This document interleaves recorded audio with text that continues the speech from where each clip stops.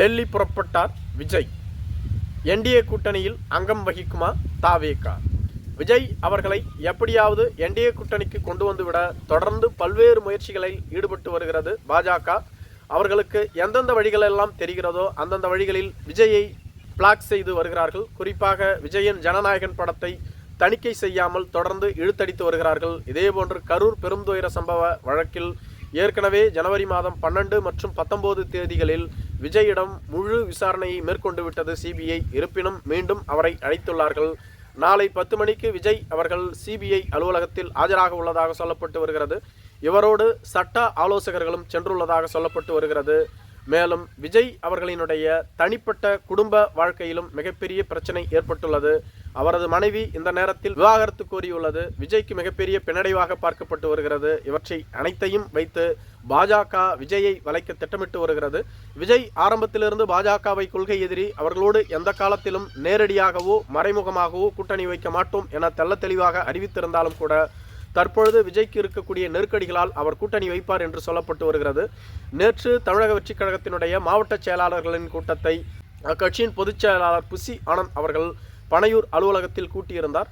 மொத்தம் தாவேகாவிற்கு 130 மாவட்ட செயலாளர்கள் இருப்பதாக சொல்லப்பட்டு வருகிறது. இதில் 120 பேர் மட்டுமே கலந்து கொண்டார்கள். இதில் 98 பேர் அதிமுக கூட்டணிக்கு தாவேகா செல்லலாம், என்டிஏ கூட்டணிக்கு செல்வதுதான் நமக்கு பாதுகாப்பானது, நாம் ஒருவேளை தனித்து போட்டி என்பதில் உறுதியாக இருக்கிறோம், அப்படி போட்டியிடும் பொழுது 1-2 தொகுதிகளில் வெற்றி பெற்று விட்டோம் என்றாலோ அல்லது வெற்றி பெறாமல் விட்டுவிட்டோம் என்றாலோ அடுத்த 5 ஆண்டுகளுக்கு அது திமுக ஆட்சியில் நம்மை மிகப்பெரிய சோதனைக்கு உள்ளாக்கிவிடும். திமுக நம்மை அடுத்த 5 ஆண்டுகளில் இடம் தெரியாமல் அழித்து விடுவார்கள். அவற்றை நாம் சரி செய்ய வேண்டும் என்றால் பாஜக கூட்டணி தான் நமக்கு பாதுகாப்பானது. நாம் 60 தொகுதிகளை கோருவோம். அதிக தொகுதிகளை கேட்கும் பொழுது கண்டிப்பாக வெற்றி பெற்று எதிர்க்கட்சி வரிசைக்கு சென்று விடலாம் என தாவேகாவினுடைய முக்கிய தலைவர்கள் கூறி வருவதாக சொல்லப்பட்டு வருகிறது. அதே சமயத்தில் தாவேகாவில் உள்ள ஒரு சிலர் நாம் ஏற்கனவே பாஜகவை கொள்கை எதிரி என்று கூறிவிட்டோம், மேலும் பாஜகவோடு கூட்டணிக்கு சென்றால் நமக்கு சிறுபான்மையினர்களினுடைய வாக்கு கண்டிப்பாக கிடைக்காது, தமிழகத்தில் 12% வாக்கு வங்கி சிறுபான்மையினர்களுக்கு உள்ளது, திமுக தொடர்ந்து இந்த 12% வாக்கு வங்கியை சிந்தாமல் சிதறாமல் பெற்று வருகிறது, அதனால்தான் அவர்கள் தொடர்ச்சியாக வெற்றி பெற்று வருகிறார்கள்.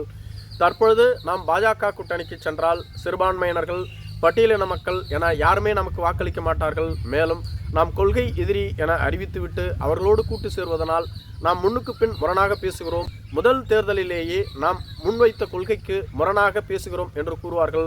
மேலும் நாம் தமிழர் கட்சி தொடர்ந்து தனித்து களமாடி வருகிறது, தமிழகத்திலேயே நாங்கள் மட்டுமே தனித்து களமாடக்கூடிய கட்சி என மீண்டும் அவர்கள் சொல்லிக்கொள்ளும் அளவிற்கு வழியை ஏற்படுத்தி விடுவோம், பாஜகவோடு கூட்டணி அமைப்பது சரிவராது என ஒரு சிலர் கூறினாலும் கூட தற்பொழுது விஜய்க்கு இருக்கக்கூடிய ஆப்ஷன் பாஜகவோடு கூட்டணி அமைப்பதுதான்.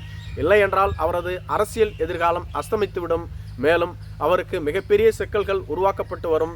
அதில் அவர் கரை காண வேண்டும் என்றால் பாஜகவோடு கூட்டணி அமைப்பதுதான் சிறந்தது என்று சொல்லப்பட்டு வருகிறது. நன்றி.